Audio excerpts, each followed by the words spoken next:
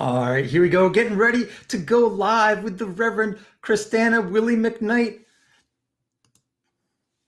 Hey, friends, welcome. I'm Peter Bowden. In this session, a conversation with the Reverend Christana Wille McKnight, minister of First Parish in Taunton, Mass, where the congregation has really gone through a transformation in recent years from being at risk, potentially of closing, to being a thriving small congregation, deeply engaged with the community. So we're going to talk about their story and principles that can really inform your ministry. So let me bring on Christana. Welcome. Glad to have you here.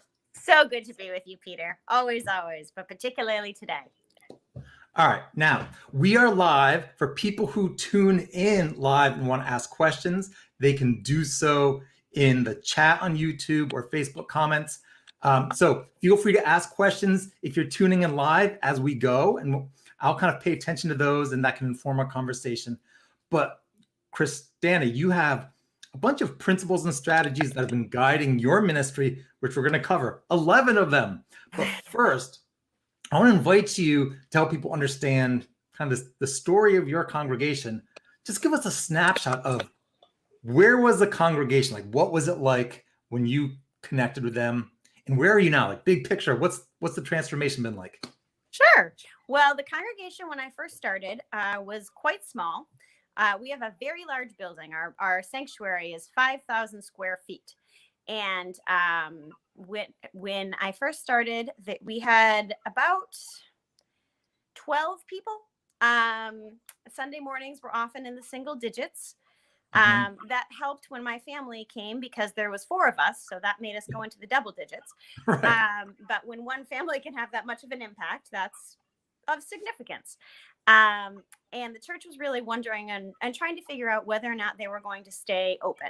We had a building, we had money, some money, not a ton of money in the endowment, but there was just no people there. So the question became, who do we want to be and can we be it? The first question was really, can there be or should there be a Unitarian Universalist church in Taunton? So that was 9 years ago. Today, the membership is about 100 people.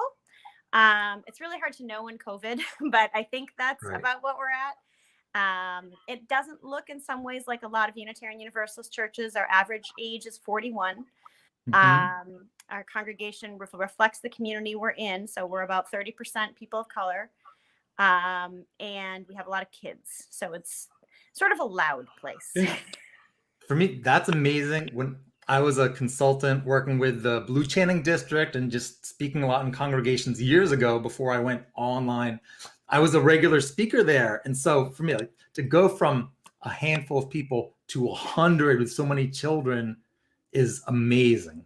Now, you reached out to me because you wanted to share some of the strategies and principles guiding your work. Why did you want to share the story? Like, what was the catalyst for this conversation?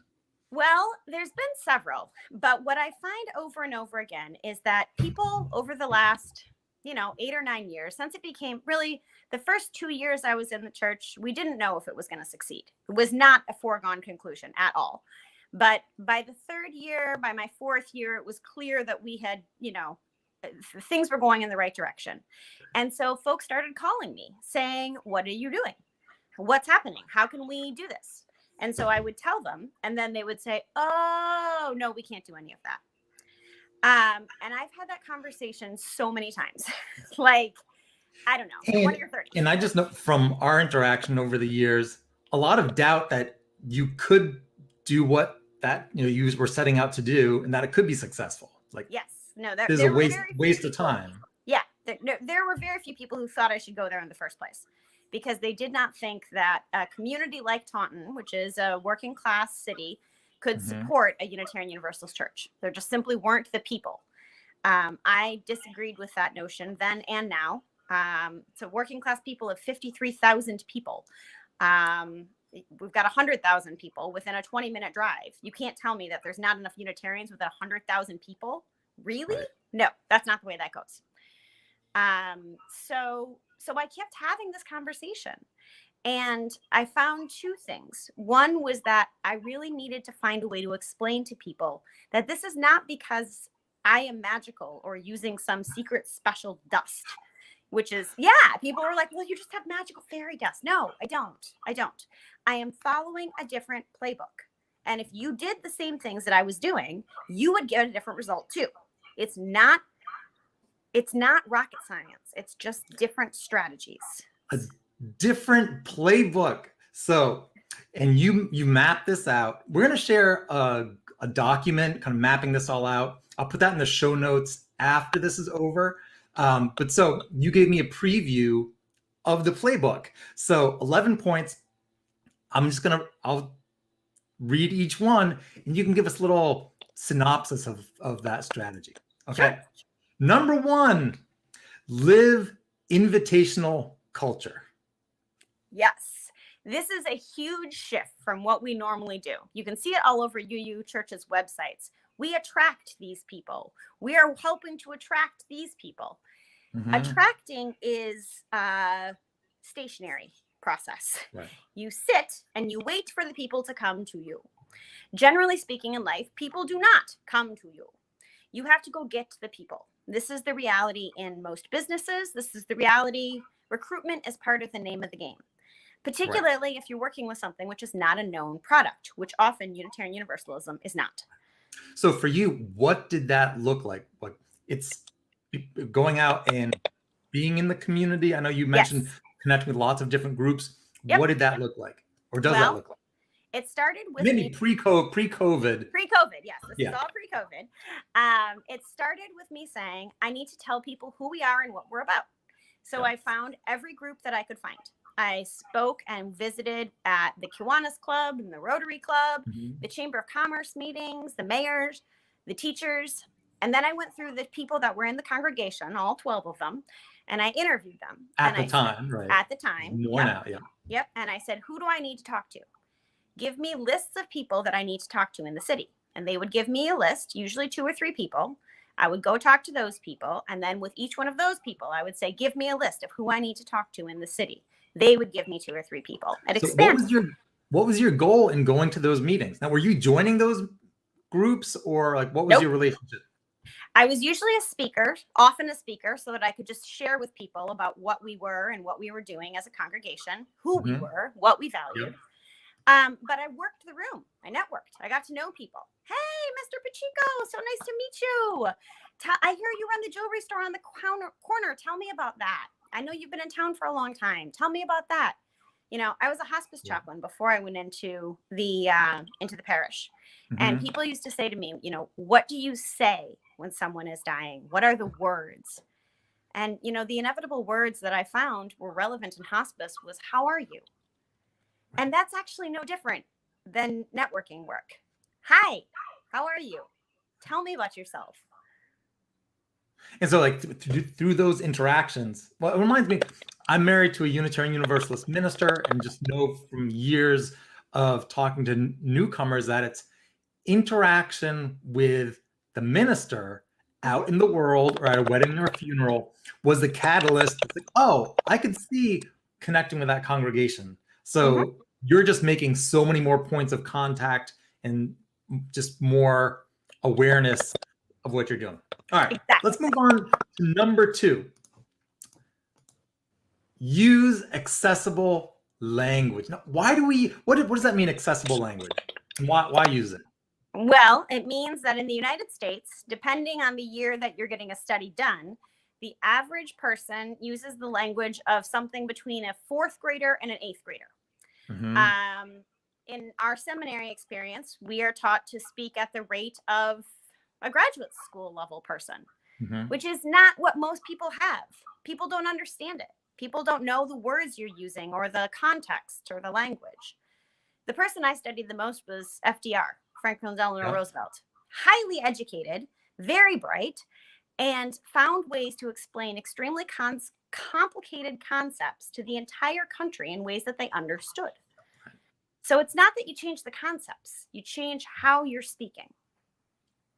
Well, for me, I think I've learned over the years that clarity of what you're speaking about communicates expertise, helps people learn. I was a preschool teacher for years, so I had to learn how to talk in ways.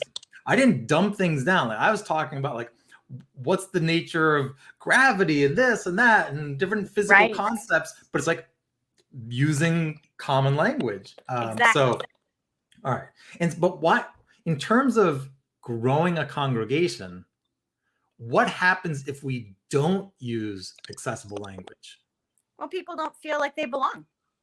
Right. First time you have someone walk in the door, they don't understand what's happening. We're using acronyms or insider speak or just, concepts and constructs that people think are normal that only some people know about. You always have to assume that everybody in the room is just experiencing this for the very first time. Right. So that's been really, really important, both in terms of growing the congregation, but also in terms of our connections in the community. And I know it's a challenge because there's such an emphasis within our movement on scholarship, and we do this amazing wordsmithing and deep, like really complicated concepts. And if we don't know how to express them in everyday language for the people in our community, we're not going to be. Well, I think we're doing a disservice to the faith. Right. All right. Number 3 in the playbook. Put your words into action. Yes. So this is really pretty self-explanatory. You say you care about something, you have to actually engage with it. You have to actually do it. In our case, that meant early on doing ministries with the homeless. It meant doing ministries with those in need. It meant opening up our building and making sure we were available to people who needed help in a whole variety of ways. I've been really impressed by the different ministries of your congregation that's really geared towards meeting the needs of the local community. Can you just share what some of those are? Sure. Because I think that really makes a name for yourself in the community. This congregation cares about us and is doing this important work. Yes. We are known in the city as the congregation that walks the walk. That's how people talk about us. One example, probably a simple one, is that we live in a food desert because we're in downtown. And we have the highest degree of poverty in the city, which is not a very well-off city to begin with in our, area of downtown. So we really inherited, but then we took over, grew, and started working with the farmers market. So we now have a farmers market on our lawn every Sunday during the summertime. It's run by our members. We recruited more farmers. We had it when it was your members run a farmers market? Yeah. On the property? Okay. I didn't realize that. Yeah. I know how excited we are to go to the farmers market nearby. And I'm like, oh my gosh, that was at a UU congregation. All right. Yeah. So the members run it. And we were able to purchase, there's a program in Massachusetts called HIP, which is, I don't know if everyone might be familiar with it, but it's called Healthy Incentive Program. So if you are on the EBT or food stamp program and you spend money with HIP money, which means you spend your money on fresh produce, specifically at farmers markets, that money automatically goes back on your card. It's like you didn't spend any money at all. It's free. Wow. But most farmers markets don't have the machine to process it. The farmers have to get the vendor, the machine itself. And so one of the things we were able to offer was we applied for a grant and were given the grant to buy the machine so that everybody. So you can have people come to your farmer's market on your congregation's property, spend money for food, and because it's at a farmer's market and you invested in the right machine with grant money, they don't get charged for that food. Yes, that's right. That's amazing. Now, just to wrap up this little section, you wrote in our correspondence in the document you shared, in lower income communities, we often do not have the luxury of conversation without action. Can you just can you elaborate on that a little bit? I think that's like kind of key. Well, I think that I think of it as sort of a Maslow's hierarchy of needs, right? You can't think about world peace if your children are hungry. Right. You're going to think about feeding your children. Mm-hmm. And we have that situation over and over again, where we need to focus on the needs right now because they're not theoretical. It's not like, oh, we'll think about this someplace else. It's like, no, John needs food today. We can't just contemplate about hunger. We have to get food to John today. So it has to be made real. Otherwise, it doesn't have any purpose. Right. And so really serving the needs of the community, as you said earlier, having be clear to the community that you walk the walk and are really caring, like that you love the community. You're having interactions that result in people feeling like they can fit and belong in this community, in this congregation. Yes. And because of how we've developed that way, because also of the point we talked about earlier about accessible language, we don't have clear designations within our congregation about people who are getting served and who are receiving help. Everybody shops at the farmer's market. Some people use EBT, some people use HIP, some people just shop. That's so different from the food bank or food pantry. Often we see like, oh, we're served. Like I know it's like plenty of congregations have members who access it, but that feels like a different vibe. Oh, our congregation's farmers market is really meeting needs of the whole community. Right. All right. That's the goal. We got to keep moving. We got so many to go through. Let's go on to number 4. Create intentional, welcoming community. What does that look like? How have you done it? Well, for us, that meant inundating people with welcome. So we built into the structure when I started that welcoming would be a requirement of everybody who's part of the church. So as soon as somebody walks in that they don't know, or even if they do know, they need to go over and say hello. And so I usually select, well, when we were really small, it was usually about half the congregation. And now it's about a quarter of the congregation who every Sunday morning, their job is to go and talk to new people. We have new people that come in all the time. And so we just needed to make sure that we continually have people welcome them. I welcome them as well. But it's really important to have people who aren't the minister welcoming you, because those are the people you're going to connect with in a different way. You're obviously going to have a different relationship with a minister than you do with somebody who's sitting next to you in the pews.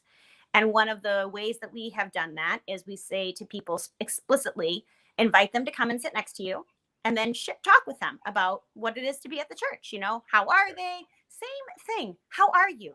What brings you here today? I'm so glad to see you. Obviously, that's a little bit more pre-COVID activity that led to your congregation being at the point where you are now.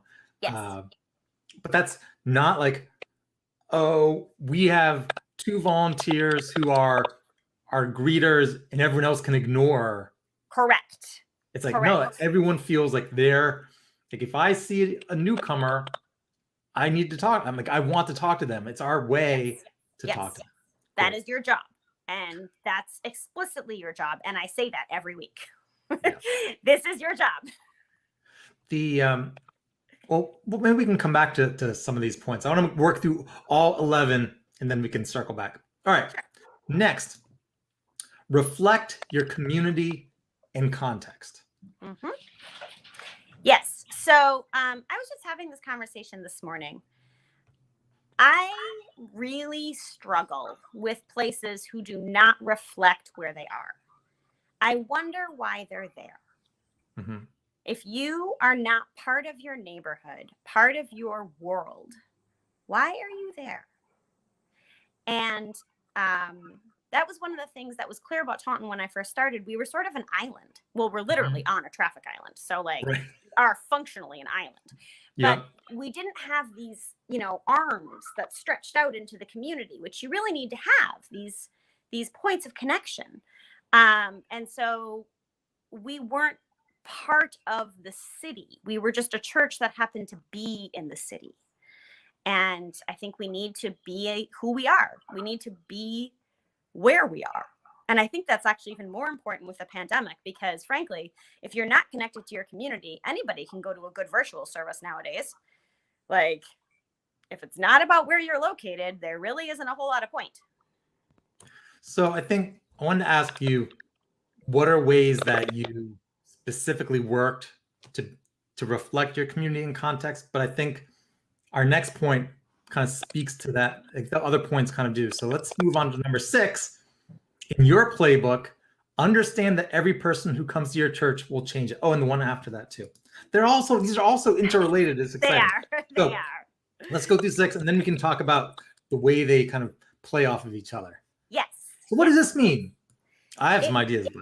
Well, one of the things is that, when I was first growing the church, people would say to me, oh, now you've got people there. Now you have to teach them how to be in your church. No, you don't teach them how to be. You're a Unitarian Universalist congregation. Yes. So we have to teach them how to be you. Yes, exactly. That's not the way a church lives, I don't think. A congregation lives. A congregation is dependent on the people to create it. It doesn't have any meaning without that. It doesn't have any meaning without the wider context of the community.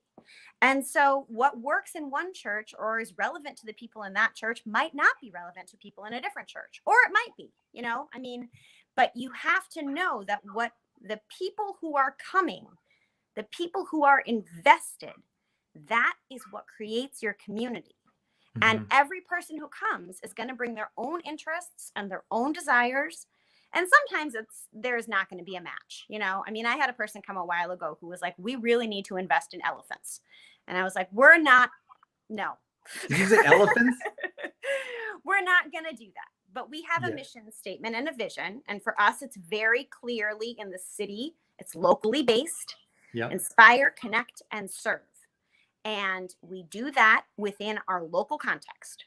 So there are places for whom their international connections are really a purpose and a drive for them.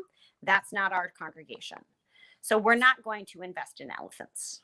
And understanding that every person is going to change your church, that approach or mindset or understanding is really the opposite of what we see a lot in congregations, where there's this vibe and sense that we really want to grow and welcome in other people who are just like us.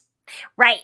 And that there's like if somebody's a little different, it's like, maybe not explicitly, but in a lot of ways, there's signals, cues, behavior that make it clear that person doesn't belong. So how do you communicate, or what do you do to make that part of your culture or DNA as a congregation?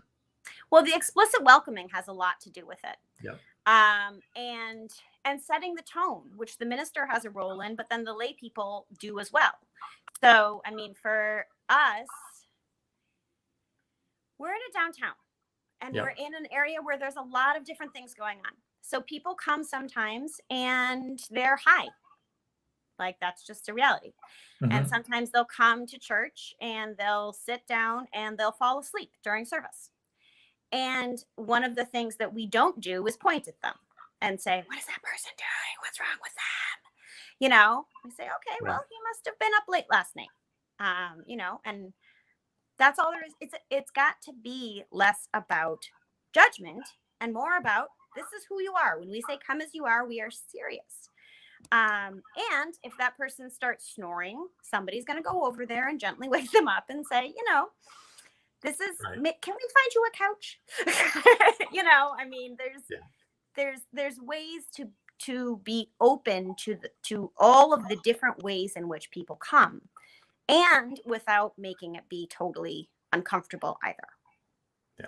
So, and there's contexts. We have a lot of kids. So some folks have come to our church and said, your church has a lot of children and it is loud here. And I'm like, we're going to talk more about the kids, and it's kind of how you got to have so many kids in a moment. Before we jump into number 7, I just want to welcome people. We have people kind of popping in and out, and those watching live and the recording, feel free to say hi in a comment. Let us know where you're tuning in from. I'm just glad to have you joining this.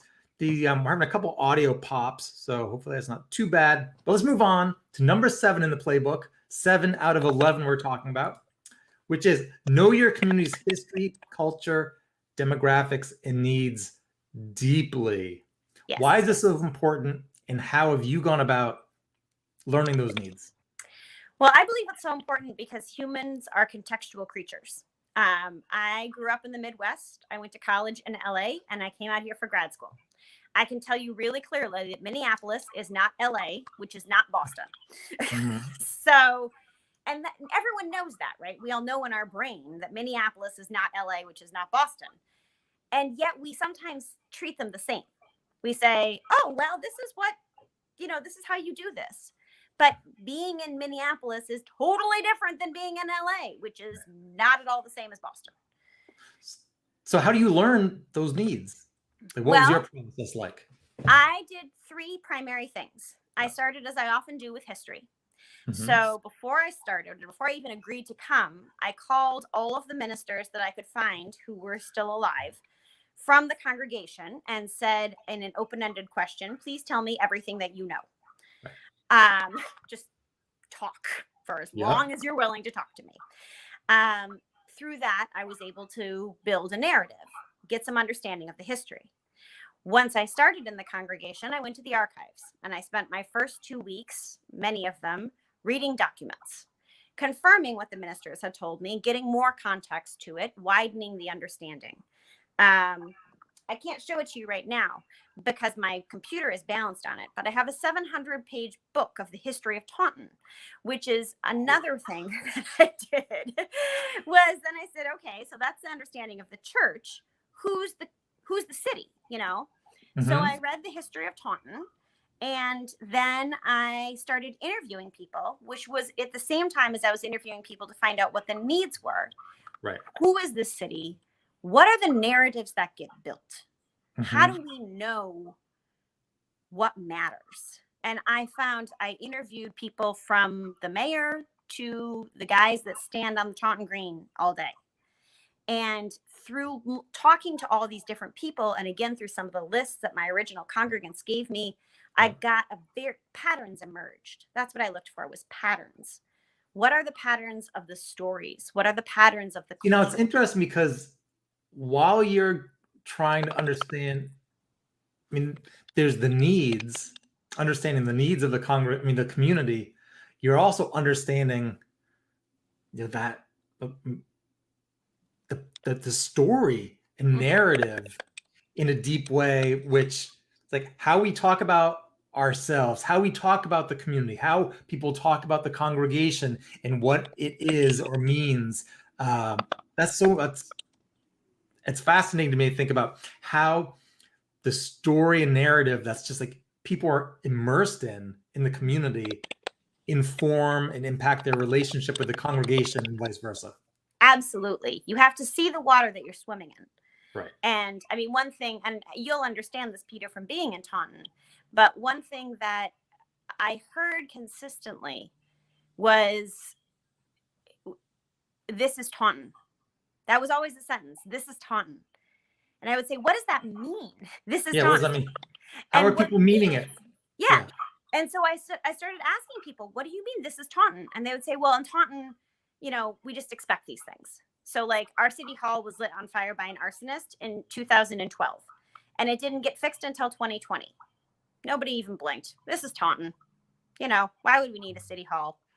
It's a burned out shell of a building in the middle of downtown. Whatever. And that was part of the culture of the church. That's why they were accepting some things. So I spent a lot of time when I first started being able to say to them and to the city, this is a beautiful place. Taunton is a beautiful place. This is Taunton can be joyful. And then it became a hashtag. What? Yeah. What was the hashtag? What? This is Taunton or? Yeah. This is Taunton. This is Taunton. This is Taunton. Wow. So now the mayor's office started doing it when something good would happen. They would say, hashtag, this is Taunton. Oh, that's cool. Way to flip the meaning of that. It is Taunton to this is Taunton. That's the beauty of it. But awesome. You can't change that unless you really understand what those things mean in the context that you're in. Yeah. It's interesting. I think, especially Taunton, your congregation is smaller. The majority of our congregations are small. When you're leading a small congregation as a religious professional, you're just almost guaranteed to be overworked, overwhelmed, doing too many things, and it's easy to just focus on what's happening internally and not do that. I think you've always been good at like I need to be doing, because we went to some church planting workshops together, and when I was a growth consultant for one of the UUA districts, there are projects you were doing. So I just know that you've always been good about being out in the community, engaging with people, having conversations, and really having that inform and advance the work of your ministry. So well, that growth for people who don't do that, some people are a little more introverted, and it's like the congregation becomes an island and different than the community, not reflective, is what I think you're saying is critical. Yes. Yes, it's critical. And that workshop that you and I took all those years ago has been a complete standard for me. It's been a requirement. And this is something people should know. 20% of my week, every week, even during COVID, which is harder, is spent with people not in the congregation, outside of the community. That's got to be 20% of my week. So that's not normal. No, within our, I mean, that's, like we think about, I would be very interested to see, and I don't have data on this, how much time of the average Unitarian Universalist, whether it's minister or other staff person, I think it's more program staff, spend that much time outside. It'd be interesting if you could plot that. How much time do you spend with people who are not members of your congregation versus those who are, and see how that impacts. Yeah. Let's move on to number 8. Create the infrastructure that helps the church you want to become thrive. All right. And one of the things I want you to make sure to highlight is some of the things you did policy-wise around childcare. Yes. So I did say before I started, actually, I required a number of things from the church. I believe very strongly in intergenerational community. And so one of the things that I required was based on a blog post that I actually wrote a number of years ago called Children Cannot Go in a Kennel, which is that, when we have church events of any type, meeting, anything, the children need care. That has to be part of the deal. So there was 2 things that I required when I first started, which we've continued. One is that every room in the church has to have a space for children and be child friendly and accessible. There's nothing that is off limits. That doesn't mean that you should have a 3-year-old yanking on cords. I get that. But within reason, it should be able to be in a space where children should always be able to be. So we have a kids corner in every room in the church, and kids can be in every room in the church and are fine in every room in the church.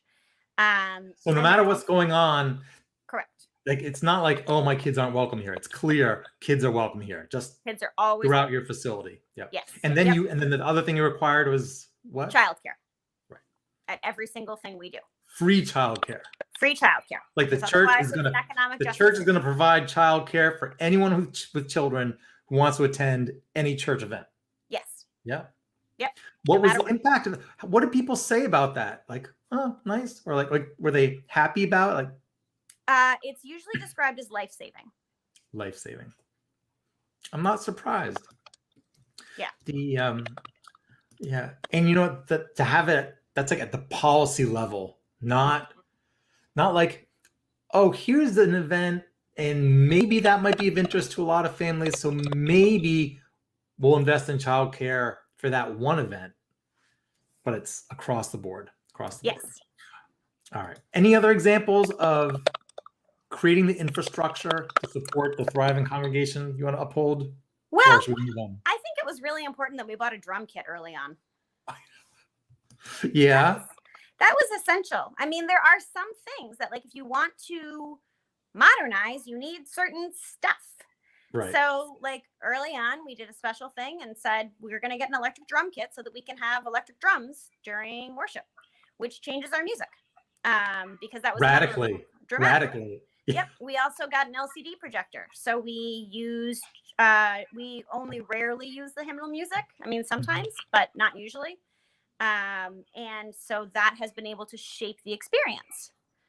Wait. See, you said you rarely use the UUA hymnal for your music. Yeah, that's right. What kind of music do you like? What kind of music are you doing? Well, this Sunday we're doing Black Eyed Peas. I want to go. All right. Not that I don't have like deep, like growing up on all that stuff. I'm like third generation in my home congregation. Like Sure. I like those, like I hear those songs, like the hymns, and like if there's a certain amount of what's it, nostalgia to it, Yeah. but I would not say that I like feel like jamming out to the stuff in the hymnal like the Black Eyed Peas. All right. No, and we mix it up. So we Yeah. usually will have like, we have 4 or 5 songs a service, and so we'll probably have maybe one hymnal song sometimes. When you think about your congregation, being around 100 members now, going from the small number to where you are now, how many of those people are new to Unitarian Universalism? Because I think there might be like, Oh, I don't know, 90%, 95. are new to it. Yeah. Yeah. So it's a lot easier probably to let go of some things that we should let go of to be modern, because Yes, I mean, we're not grasping onto this is our hymnal. right. Well, and I made this a condition upon my hire. I Yeah. said, if you do not let me toss the hymnal and use diverse music, I will not come and be your minister. I think you're good at being kind of just like laying down like concrete. I can't wait to be, I would love to serve as your minister, but we're going to have childcare at every single event. We need to drum. Yep. All right. Yep. Let's move on. Let's move on. Number These are my 9. Oh, go ahead. Did you want to say something else about that before we? No, I just said I had a 2-page, like it was 2 pages of this is what we have to be able to do. Yeah. Otherwise, it won't work. Yeah. Now, was everyone like 100% on board, or was there some transition early on? Oh, there was transition. There was 12 people when I started, and then 5 weeks later there was 6. Right. So, but then you came into alignment around the people who you had. Yes. And then they go forward from there. All right. Number 9, create a multicultural worship experience. Yes. So I actually have less to say about this other than referring people to Jackie Lewis's work, which is where I really learned about having a multicultural worship experience. And I think also,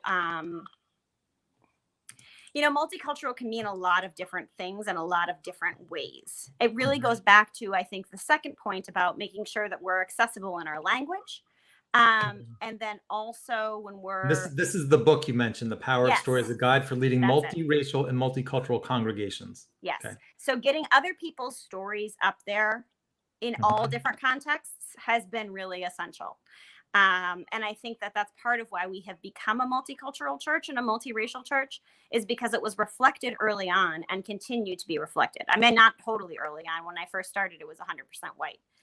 And this really sharing stories, making sure the stories you're sharing are reflective. Okay. Yep. About who people are, and that is who we are. That's where we get changed, That's why we get changed as a church, because that's who we are. Mm-hmm. Yeah. Great. All right. So we have 2 more. And for those of you who are tuning in live, we're glad you're here. If you have questions or points that you'd like Christana to elaborate on more, feel free to comment. We'll take a little time at the end for some Q&A or just to have her elaborate. All right. Next, number 10, talk about racism, classism, and the injustices in the world in meaningful ways and work to end these unjust constructs. Yeah, this is longer than most of them. That's a little bit long, but we'll leave it up for people to read. Go ahead. So the reason it's long is because it's 2. You have to talk about it, and you have to do something about it. You have to do both. And if you're just talking about it without doing something, that's a problem. And if you're just doing something without knowing why you're doing something, that's a problem too. So it's really both. And this is a very I'm a white lady. Yeah. I'm super white. And so nobody looks at me and is like, maybe you experience life as a person of color. No, you do not. But that we have to lead with all of us. Right. With all of us. Now, just to give some example or context of how you've done this, will you tell us a little about the story about your involvement in some of the protests? Because you shared with me that some of your members expressed being really proud of being part of the congregation and of the city following Absolutely. that. So yeah, so this was an interesting thing that happened. So right about a year ago, June last year, so not quite a year ago, a couple of young women in Taunton, both Black women, were interested in organizing some sort of event. We weren't sure if it was a protest or a rally within the city to, as an act of solidarity with Black Lives Matter and George Floyd's murder. The city, it turns out, requires you to have $1 million liability policy in order to get a permit. Neither of these young women had $1 million liability policy. What a shock, because who carries that around all the time? Right. There was no organization that they could find that was willing to sponsor them. And so they canceled the protest, which was causing a whole other set of very explosive circumstances to unravel rather rapidly. So I got in touch with the two women who were organizing it, and I said, would you like to do this at the church? Because we don't need a permit. We own our land. And so, and for people who don't know, you're like on this green in the center of town, like kind of a crossroads with huge lawn all the way around the church, right? Yes. We sit on 2.5 acres. Yep. It is in the dead center of the city. It is also across the street from the police station and from burned out City Hall. Okay. So how'd that go? Well, how many people did you have? We had over 1,000 people. 1,000? Yes. I actually knew that. 1,000, right? Yes, you did. What was interesting about it, though, and the reason that part of the church was the reason that this anti-racism work and this anti-oppression work is so important to do on the front end is that the city did not react well to us picking up the mantle. And what do you mean about on the front end, doing it on the front end? Well, our congregation did not waver when we decided that we needed to be there. Right. Nobody said, oh, should we be involved in this? Is this the right thing for us? It was like... So you were doing the work in this area first as a congregation. So when the opportunity came to support those activists, there was no argument about it. There was thought. There was like, well, what happens if the building gets set on fire? What do we do? What happens if this happens? What do we do? So like we thought things through. That was a thing. We did that as a board and leadership and staff. And the city was mad. I mean, I got a lot of threats from local leadership and businesses and elected officials. And the police did not react well. They called the National Guard and the state troopers and tanks and helicopters. Yeah, there was tanks. Well, for Taunton to have 1,000 people around, that's pretty huge. So helicopters, tanks. You shared with me that somebody said, for the first time in years, I'm proud to be from Taunton. Following that happened. And I love that. It was amazing, and it's right back to what we were talking about. How people said, we don't have things to be proud of here. This is Taunton. Suddenly people were like, this is Taunton. 1,000 people gathered together nonviolently in prayer and song. Like, this is who we can be. And yes, there were AK-47s pointed at us the entire time. And nobody died. And nobody got hurt. And nobody even got into a fist fight. So amazing. They weren't all pointed at us. Right. Some of them were pointed at us. All right, let's move on to our last point in the playbook. Your playbook, not mine. I'm just prompting you. Number 11, understand that Unitarian Universalism is a theology, not a culture.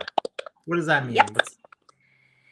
That means that we have an assumption about what Unitarian Universalism is. And that assumption is based on cultural realities and cultural norms. And the fact that we think that we know if someone looks you is a cultural thing. Nobody knows what it is to look you, because to look you is to know a person's theology, because we're a religion. I'm sorry, I'm heated about this. I had this conversation again earlier this morning. And I mean, when people come to my congregation, sometimes they say the thing I hear the most is that we feel like a evangelical Christian church, or we feel like a Black Baptist church.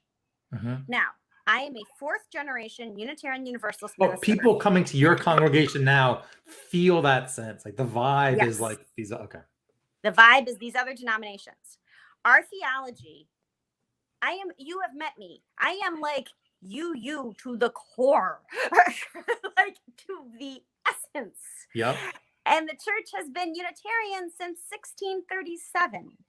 So we've got some history, but the only thing that is different is the culture. The fact that we're singing Black Eyed Peas on Sunday does not make us less you. So do you feel that people, our congregations and leaders, hold on to certain cultural elements as that being what Unitarian Universalism is, and that's keeping us from evolving? That is what I believe, yes. And I think that and that's really hard, because culture is so twisted up in theology, not in theology, but in religion, in the religious experience. The culture of the specific congregations, or the culture of what we see Unitarian Universalism to be as a whole. That's what we think the religion is, but it isn't. The religion is the theology.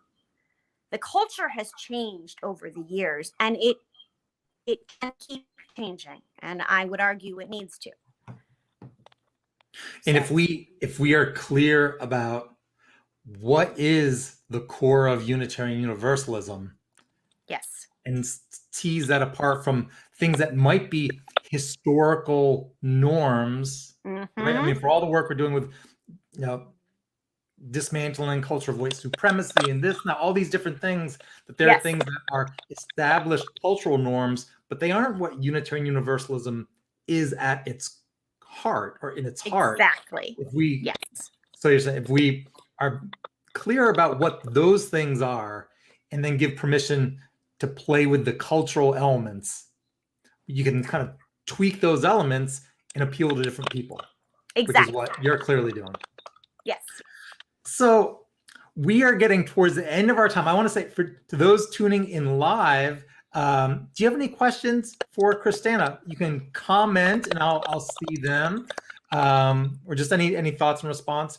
We are going to share, after the session is over, I'm going to get the document from Christana and put it into, we'll have a document just describing all these different points. 11 points. So if you come back like in 24 hours, there'll magically be a link there. Yes. Any questions? All right. I think people are just soaking it in. One of the reasons why you wanted to have this conversation is because what you're doing is you can teach people what's working. They can replicate this approach.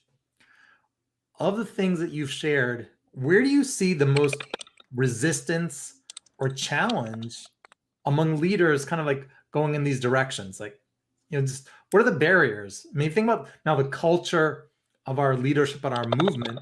Where are we hung up? Where do you think we need to, like, if you were to say, really, we need to push ahead and overcome this and start implementing, whichever points from your playbook, where do we start? Well, I think, sort of like the 7 principles, where we're anchored most of all in the 1st and the 7th. I think in this, we're anchored most of all in the 1st and the 11th. I think we need to become invitational. That is just a basic, I mean, it's in sales, for God's sake. It's in every religion. And if we believe that we are offering something that is transformative and life-changing and essential to this world. Why we do not ask people to come and join us in that is utterly bewildering to me. If you if you had the cure for some ailment, right, don't say which one it is, you wouldn't just be like, hey, if anybody wants to come in, and we have a website, but if you want to come in, if you find us, we'll give you the cure. You're like, hey, you're out there. Did you know that we do this? We have that. We care about this. Do you care about that? Come be with us. Be with us. We're family. Yes. Right. Yes, exactly. And then you teach your people to do that, which is what our folks have really done and run with in a beautiful way. And they're doing it not because I'm saying to them, invite your friends, although I do say that. They're doing it, and I get to see them doing it. This is one of the tiny, tiny, tiny silver linings of COVID, is that they're doing it online, saying, this is the church I've been telling you about. This is what we love going to every week. This is what's so transformative for me. Come and join us because it's such a wonderful place. Like Rhonda, who's tuning in, says that word invitational is great. Like so. Yes. You said the first and the 11th of the playbook. Number 11. Why 11? You're upholding those things. Yeah, so I think something just went weird. Did something? I heard a little crackling pop, but you look good. Everything's okay. It's okay. All right. So number 11, why number 11 is important is because we're a religion. We're a religion that is based in theology. Yep. And we are not limited by our culture, by our historical culture, I would even say. I mean, there are lots of churches that are exceptions to the culture that we present of Unitarian Universalism. And I think we need to stop telling the story that this is who we are and this is what we look like and this is what we sound like, because we're becoming a self-fulfilling prophecy. And I realize that's a delicate line because it's really important to be honest about who we are too. But, you know, if you've got a kid who struggles with reading, you don't say to them all the time, you really struggle with reading, you really struggle with reading, you really struggle with reading, you really struggle with reading. You know, you say, okay, you really struggle with reading. Let's adapt so that we can help you. We know that this is a reality and we're going to adjust, but that's not the only thing. Does that make sense? Yeah. I think there's so many things culturally that we can adjust. Have you ever heard of Blue Ocean Strategy? I don't. It's a book, but also approach for innovating, which basically looks at all the different kind of parameters of how you do things and be like, oh, if instead of doing this, if we change it so that we're empowering our members to do A, B, and C instead of being more like hierarchical, what happens to our culture and whatnot? And so, kind of freeing who we are from the culture that is holding us back, like that. Yes. Deep historical patterns. Yes. So I know we need to wrap up. Yeah. I think we can. That's the thing I want to say. Yeah. I believe and I we think, can do this. And I just want to thank you for taking the time to share your story, the congregation's story, First Parish in Taunton, and your playbook with us. So 11 points. We'll be sharing in the show notes a link to and description to all of those. I know that you're going to get people following up with you because of this conversation. So I'm just grateful for the opportunity to talk with you, for upholding what you're doing, kind of using my platform to share the great work you're doing and the congregation is doing, and just really appreciate all you're doing. The model you're doing, the modeling. Well, thank you, Peter, because you are the one who is making this possible. I would, without being able to share our resources, they may not exist. There's no point in them existing. And you're providing that platform and the networking in the exact same way that I do in Taunton that you do for all of Unitarian Universalism. So it's just such a valuable and wonderful contribution to the denomination. So thank you for having me and being able to talk about this stuff. It's fun. It's my pleasure. I love First Parish in Taunton. I can't wait to, at some point I have to go to one of your worship services. You've come so far since I was guest preaching to 10 people, great 10 people, but 10. Yeah, lovely 10 people. Let's see. So I hope that this session's helpful for those of you who are in smaller congregations and you feel like you're really at risk of closing, that there are specific things we can do to radically transform how we engage with the community, how we lead, how we welcome people in, invite people in. So I just hope this session gives you some hope and specific ideas. So with that, we'll close the broadcast and look forward to connecting with all of you soon.